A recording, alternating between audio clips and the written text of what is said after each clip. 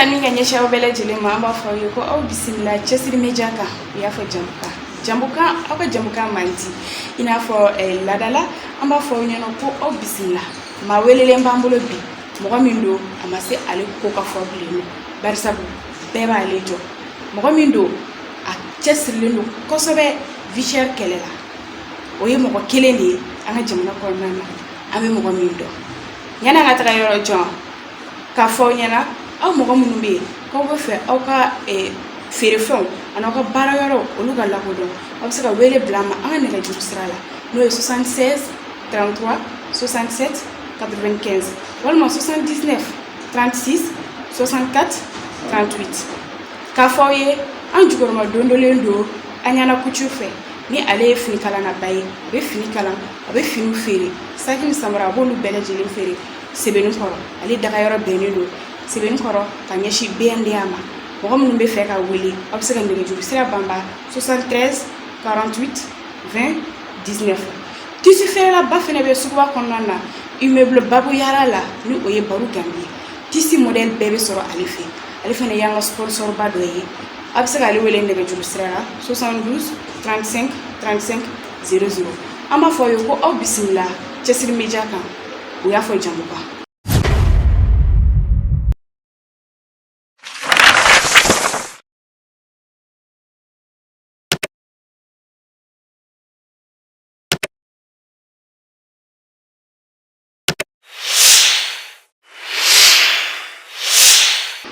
an ka mɔgɔ welele an n'a bɛna babu sisan a ma se présentation ma barisabu an kun bɔra fɛn kɔrɔlen a ko ka di mɔgɔw ye o y'a to kanubagaw ka weleli cayara ko f'an ka wuli ka se a ma donc yalasa aw k'a dɔn kɔrɔlen a ka video kɔrɔlen na a ye kuma minnu fɔ aw bɛ se ka segin ka taga video kɔrɔlenw na an ka chaîne video kɔrɔlenw na a bugunatigɛw bɛɛ lajɛlen bɛ yen tani Rosanju se ne de ma fa assalamu alaikum wa rahmatullah wa barakatuh me nga groupe Sanumba ma damno la no e sigida nyeta yi shaka dumuya o en koroke Gausu Sangare o nga flake Lafiya Sissoco o be faransi Aisha Maiga o be Seko Tiani Maiga fene an deme baka belebele ba sigida nyeta mamuru belebele ba ale bi zone industrielle la ni yoro ina nga foli belebele ba be rasa kebe fo faransi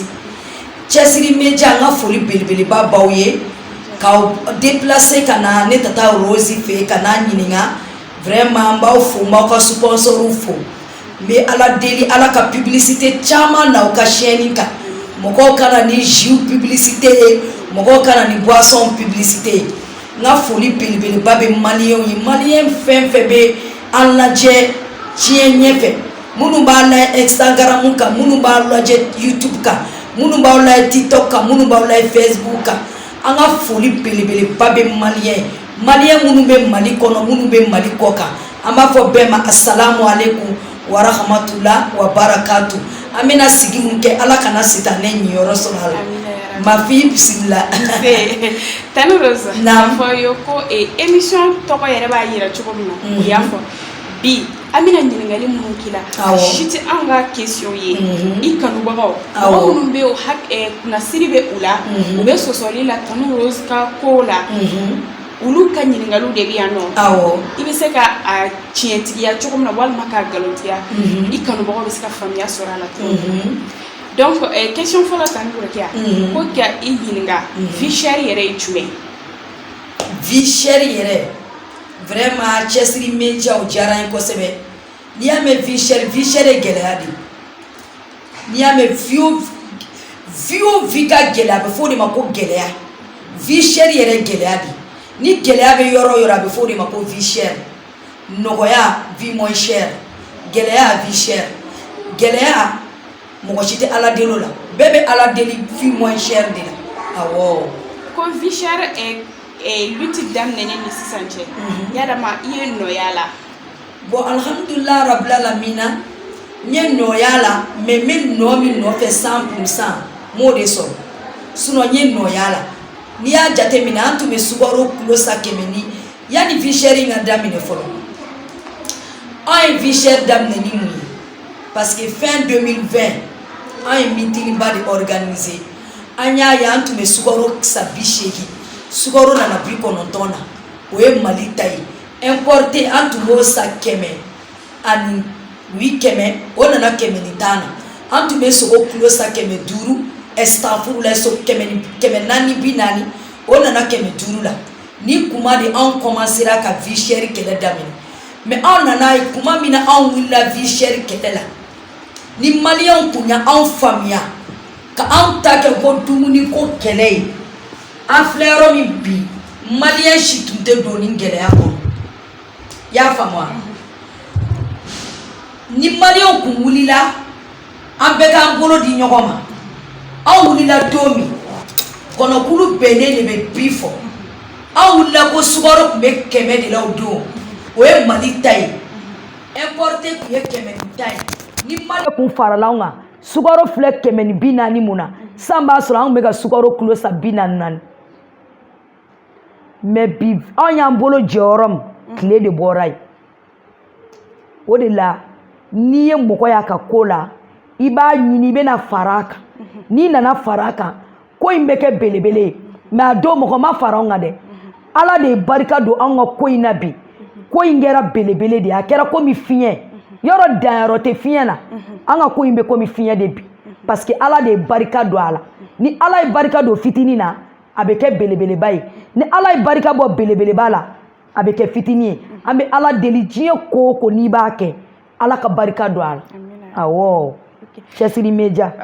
Tanu Rose famille soro la ola ko katla ki nyininga tuguni ko parce que ni ya me jamana ka gele généralement tegebe nyashi e jamana kuntigiw de ma jamana nyamogo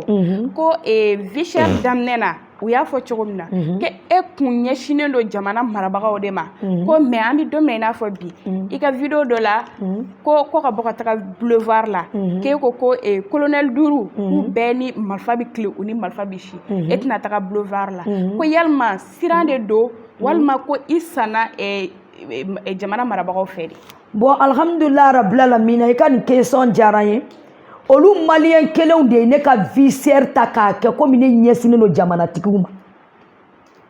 n'o tɛ ne wulila de ko malo ka gɛlɛ o tɛ Asimu tɔgɔ ye dɛ sogo ka gɛlɛ o tɛ Maliki Jaw tɔgɔ ye dɛ tulu ka gɛlɛ o tɛ Modibo Kone tɔgɔ ye dɛ poivron ka gɛlɛ o tɛ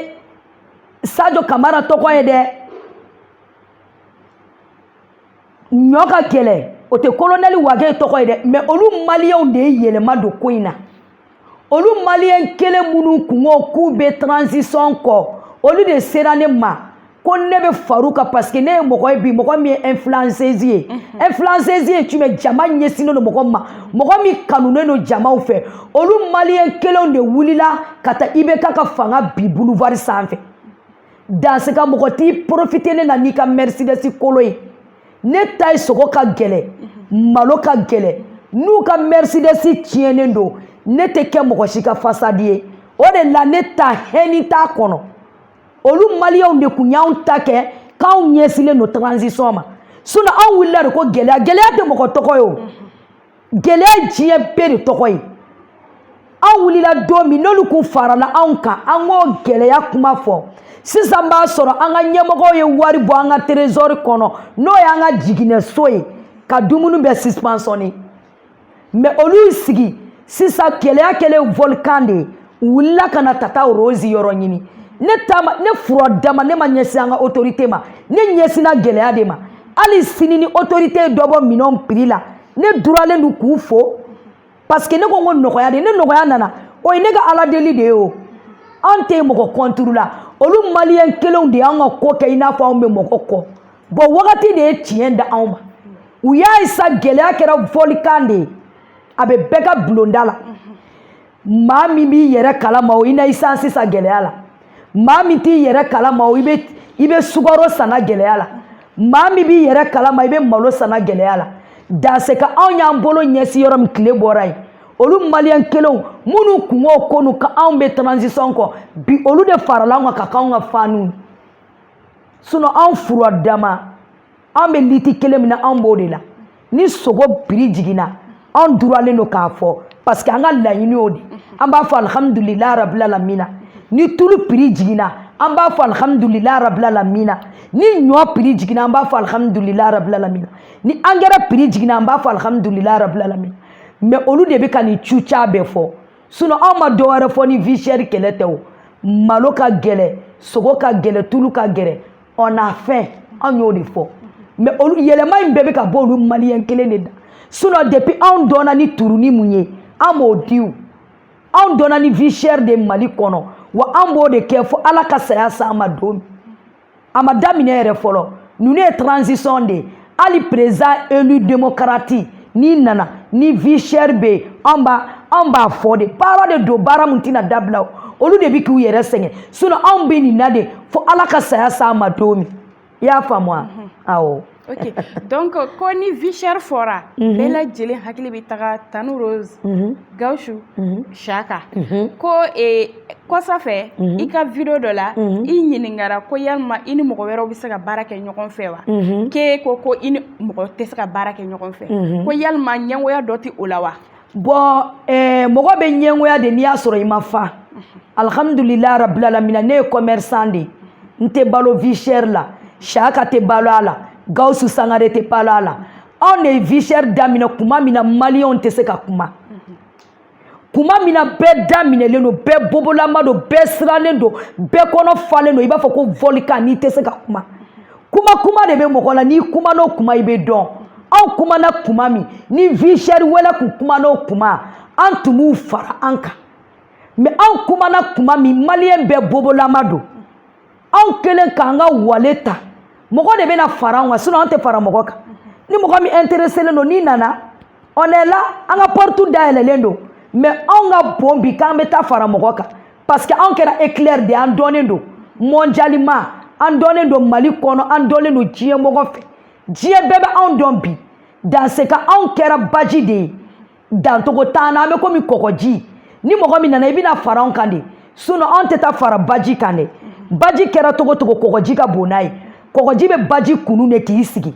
dans ce cas vie chère la mɔgɔw tɛ kuma min na Mali kɔnɔ anw kumana o de la anw ma siran fagali ɲɛ anw menacé la an ma siran ɲɛ an fa de n'an ma siran an ba de n'an ma siran o de la Ala ye vie chère barika don an na parce que an mɔgɔ fɛn fɛn ye vie chère daminɛ an mɔgɔ barika de b'an na i b'a dɔn ni mɔgɔ i bɛ ko o ko kɛ fɔlɔ barika ɲini dɛ ni barika donna fitinin na a bɛ kɛ belebele ye o de la ni mɔgɔ min wulila k'i bɛna i bɛna fara anw kan o tɛ problème ye mais anw ka bon k'an bɛ taa fara mɔgɔ kan parce que maintenant anw kɛra diɲɛ bɛɛ de ta ye diɲɛ bɛɛ anw dɔn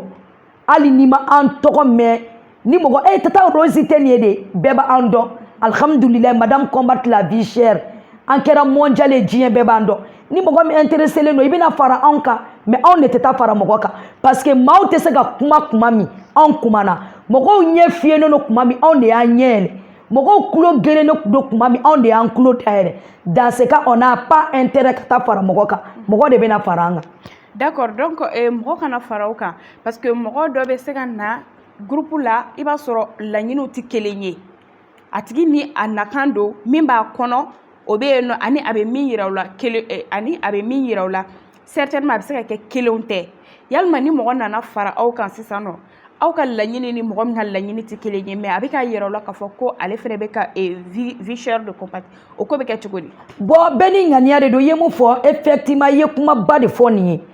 ye hadamaden taa yɔrɔ de ye hadamaden ɲɛkɛnen don i b'a fɔ ko kami i bɛ kami ɲɛkɛ a kɔ kan mais mɔgɔninfin ɲɛkɛ b'a kɔnɔ i mana na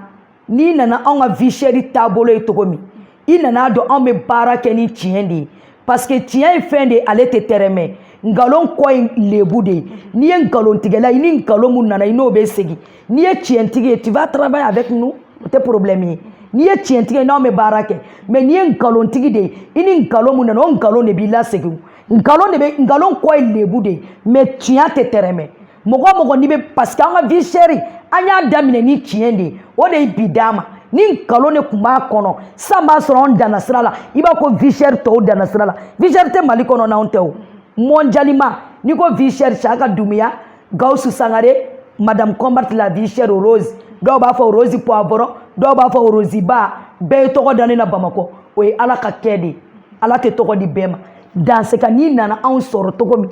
i yɛrɛ n'i ka nkalon mana na kɛnɛma i b'a bila i bɛ don ni tiɲɛ de b'i bolo i bɛna fara anw ka tiɲɛ kan.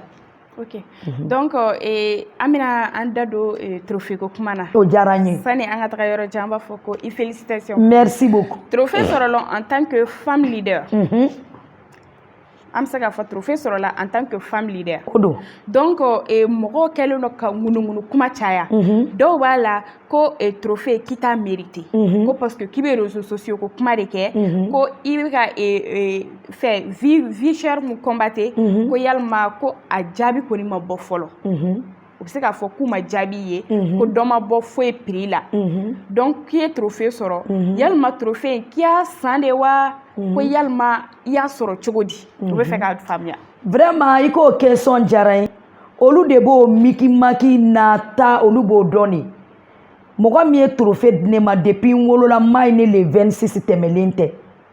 N ka foli belebeleba bɛ Kɛwale people Abasi Koyita n'a ka jeunesse ɲumanw denmisɛnnin mun y'i ba tewuli ma k'a ba yirikunamani sigi ma ka wuli k'a bɛ faso den ɲɛnamaw ɲini opérateurs ministres senkolaw ɲangara Abasi ye ni trophée di nin ka dɔgɔn autorité yɛrɛ de bɛna trophée di ne ma. Awɔ Abasi ta in ka jugu dɔgɔn don bɛna Asim bɛna trophée di ne ma Mali kɔnɔ yan parce que ne nana ni kuma min ye cɛma wolo Mali kɔnɔ mun sera k'i da don a la mɔgɔw bɛ k'u da don vie chère la sisan de sinon ne ye vie chère fɔ kuma min ni Abasi ka ni trophée vraiment a ye honneur n'a ya diyara n ye a ye n ka baara yira n na fitinin de sinon autorité de tun kan ka ne wele ka trophée di ne ma parce que mɔgɔ min nana n m'a fɔ ko n bɛ kɛ ministre ye n m'a fɔ ko n bɛ kɛ député ye n m'a fɔ n ko Saka ka kɛ maire ye n m'a fɔ Saka ka kɛ député kɛlɛ o kɛlɛ bɛ gouvernement kɔnɔ place nɔfɛ ko kɛlɛ de don mɔgɔ tɛ kɛlɛ malo ni sogo nɔfɛ gouvernement kɔnɔ dɛ bɛɛ bɛ kɛlɛ place de nɔfɛ anw nana de ko malo ka gɛlɛ sukaro ka gɛlɛ sogo ka gɛlɛ bon i b'a dɔn bɛɛ tɛ trophée mérité n'an ka dumuni kɛ e bɛ balo fu la i bɛ taa cabinet na fu la i bɛ wali courant jeni fu la i bɛ wuli ka bɔ sunɔgɔ la e tɛ trophée yɛrɛ valeur dɔn sinon depuis ne wolola mun ye ni trophée di yan n k'a ye a ka denmisɛnninw de taara n yira a la ko Tata Rose filɛ nin ye a ye n ye baara de la depuis Ala ye Mali da muso ma wolo Mali da ni bi tɛ anw ye baara min kɛ mɔgɔ ma wuli k'i kɔkɔ da la mais maliyɛn t'a den ɲuman fɛ maliyɛn yɛrɛ t'a den ɲuman fɛ maliyɛn tɔgɔ de y'o ye sous-région bɛɛ la maliyɛn de t'a den ɲuman fɛ mɔgɔ min ye den ɲuman ye o man di maliyɛn ye maliyɛn b'i ka ko la gosi ka tila ka sɔn ye ɲɔ ye Mali de kɔnɔ nka diɲɛ yaala bɛɛ la o de la anw tɛ Ala deli an ka trophée ka diya bɛɛ ye wa anw tɛ Ala deli an ka diya bɛɛ ye n'i diyara bɛɛ ye nafigi de baara kɛ dɔrɔn temps de bɛ wagati juger anw ka temps de bɛ ka mɔgɔw tugu anw kɔ bi an tɛ mɔgɔ ɲini an tɛ vidéoman ye ne ka butigi de bɛ n bolo suguba la n bɛ bazin donné ne feere foyi tɛ feere ne ka butigi kɔnɔ ni Italie tɛ ne ka butigi kɔnɔ samara da nɔgɔmani ye 5000 de ye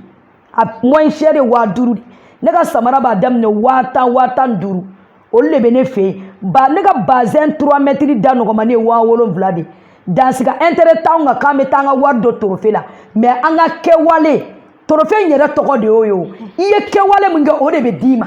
wa diɲɛ kɛwale fitinin de ye nin ye lahara jɔ don Ala bɛ diɲɛ ɲɔgɔnna 100 de da anw ma janatulu filidawusi kɔnɔ o b'a sɔrɔ juguw bɛ ka tɛntɛn de ka taa jahanama kɔnɔ u n'u ŋaniye jugu n'u ko k'anw ye wari don na ali jinɛ i kɛwale de b'o d'i ma o e ma trophée in tɔgɔ ye ko kɛwale people kɔrɔ de anglais mɔgɔw mais maliyɛn bɛɛ tɛ people dɔn people kɔrɔ de mɔgɔ people mɔgɔw a bɛ fɔ anglais de people kɛwale people mɔgɔ kɛwale o de bɛ k'i bolo o de ye nin verre in da anw ma sinon million tɛ nin sɔrɔ diamant tɛ nin sɔrɔ hali carte VIP mun dira anw ma anw m'a ta a carte kun ye 50,000 de u kun mako tɛ jama bɛɛ la u mako bɛ quantité de la mais jama tɛ o de la u y'a kɛ Sheraton na k'a kɛ VIP ye ka ministre wele ka Mali sengola ni Mali disiba bɛ wele u mako tɛ ɲamaɲamaw na o de la u ma billet kɛ 400 ni 300 ni 200 ye u y'a kɛ 50,000 de n'i selen tɛ i bɛ da porte la n'i selen don i bɛ don n bɛ Koyita fo Ah oui, quoi, j'espère que famille sera là. Ah, moi, mon nom est Kafo, trophée sana, ko walma ate trophée mérité. J'espère très bien Kafo ko y aura une famille sera là.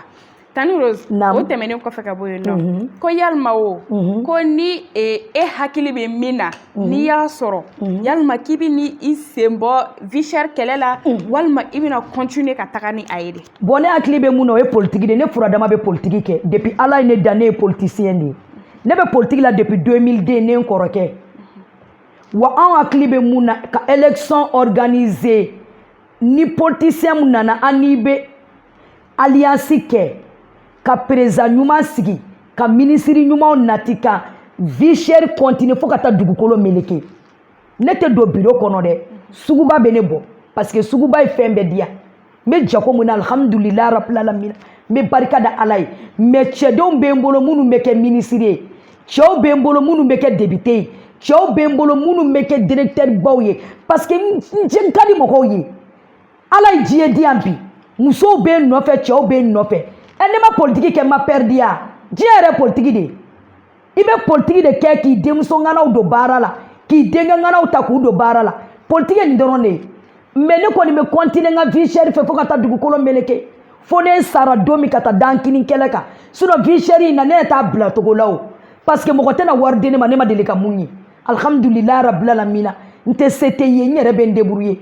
Ala ye jago diyan na, a ɲanen don n bolo. Mɔgɔ bɛ tugu faamaw kɔ de n'i yɛrɛ tɛ dɔ sɔrɔ. Ne yɛrɛ commerçant de, gouvernement bɛ balo ni n ka impôt ye, gouvernement bɛ balo ni n ka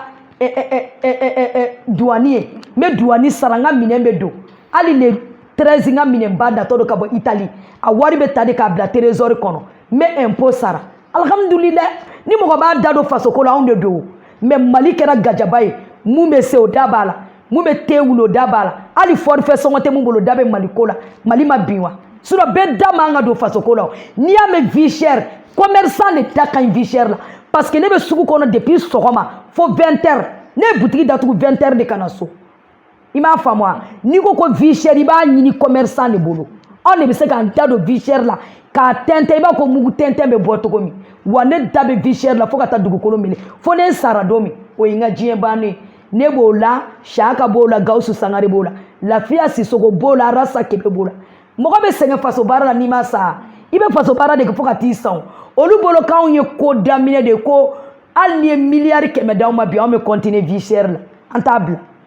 Awɔ. I bɛ ka o politique ko kuma min fɔ, ko yalima n'i ye politique daminɛ, n'i ye politique kɛ, e ni ka mɔgɔ sigira ɲɛmaaya la, ko yalima n'a sɔrɔla hali sisan nɔ dɔ de bɛ ka fara gɛlɛya kan, i bɛ continuer ni o vie chère ye walima i b'a to yen? N bɛ continuer n'a ye, ne ye politique kɛ, walahi ne hali n fa kelen ba kelen de kɛ ministre ye, n'i ma ta n ka dabada la n bɛ bɔ diɲɛ don o don média la fo ka taa se n ka saya ma. A kuma tɛ bila, i b'a ta n ka, i b'a dɔn mun ye faamaw tiɲɛ parce que tiɲɛ fɔlɔ de tɛ faamaw bolo. N'i bɔra k'i bɛ faama, mɔgɔ yɛrɛ mun bɛ k'a fɔ ko gɛlɛya bɛ yen o de ye faama ɲi ye o. Ne ɲi bɛ mɔgɔ la, mɔgɔ min bɛ k'a fɔ ko malo ka gɛlɛ, faama kan k'a ɲini k'o tigi ye. Kana ɲini ka solier welebaga, mɔgɔ min b'i sen digidigi, solier kana ɲini k'o ye. A ɲini mɔgɔ min bɛ k'i ka défaut f'i ye, o de y'i ɲi. Ne ɲi b'i la kɛ, mɔgɔ min ko tulu ka gɛlɛ, sukaro ka gɛlɛ, ɲɔ ka gɛlɛ, angɛrɛ bɔrɛ bi 6000 ni kɔ, a ka gɛlɛ. I b'a ɲini solution jumɛn bɛ ni muso in bolo? A ka na, a fɛnɛ ka na a ka idée d'a ma. O de ye mɔgɔ ye, i ni mɔgɔ min kan ka sigi. Mais po pa po, e ma réseau fɛkɛyalen sisan, wari dibaga t'u bolo. N bɛ dugawu kɛ nin yɔrɔ in na an ka PM ye. Ala mun ye Ayuba ale salamu kɛnɛya, Ala k'a kɛnɛya. N y'a mɛn k'u y'a évacuer yɛrɛ k'a labɔ. Ya Rabbi, Ala k'a kɛnɛya. Hali n'a ma se ka n ka malo ko ɲɛnabɔ, a ma se ka sukaro prix jigin, mais n joli de don. Maliyɛn de don. N'i ye maliyɛn faga, maliyɛn de bɛ bɔ a kɔnɔ. Bana ye Ala ka lajarabili de. N bɛ Ala deli, Ala ka kɛnɛya d'a ne ma. Ala mun y'a bana, a kana nin ta ni foyi ye. Silamɛ n'i tɛ bana, i ja bɛ gɛlɛya. Furankuna filɛ n'i y'a ja gɛlɛyara Ala la, a ye san 400 de balo, Ala kunkolo m'a dimi. Bon, mɔgɔ bana ye lajarabili de. An bɛ dugawu kɛ PM ye, ya Rabbi, Ala k'a kɛnɛya ka n'a ka poste remplir a nɔ na. an ka foli belebeleba b'a ka denbayaw ye ya Rabbi an ka soutien b'a ka denbayaw ye Ala ka lafiya di a n'a ka famille bɛɛ ma Ala min ye Ayuba kɛnɛya Ala k'a kɛnɛya an y'a kalifa Ala la Ala min tɛ kalifa tiɲɛ. Tani Rose i kanubaga dɔ ka weleli cayara ka hali bi an natɔ yan nɔ a ye weleli kɛ tuguni ko ani mɔgɔ bilala ɲɔgɔn na e ka ko la barisabu o tigi y'a jira k'a fɔ ko Tani Rose sannen do an ka jamana marabagaw fɛ ko a bɛ fɛ o yɔrɔ ka sinsin réponse ka di clairement ani o tigilamɔgɔ bɛ se ka ɲɔgɔn faamuya cogo min na. Ka ne sansela veut dire i b'a fɔ ne taara faamaw fɛ ka wari di ne ma ka wari di ma i ka olu ka mankutu ɲɛnama fɔ mankutu jumɛn faama jɔn ɲɛmaw kolonɛli dunuya depuis ne wolola ni Asimu ma ɲɔgɔn ye depuis n wolola ni Maliki Jaw ma ɲɔgɔn ye ni télé tɛ depuis n wolola ni Sadio Kamara ma ɲɔgɔn ye depuis n wolola ni olu maliyɛn baarakɛbaliw ka kuma de y'olu ye ne ka bon ma ne ka recette a bɛ ne bɔ. Je ne suis pas n'importe qui.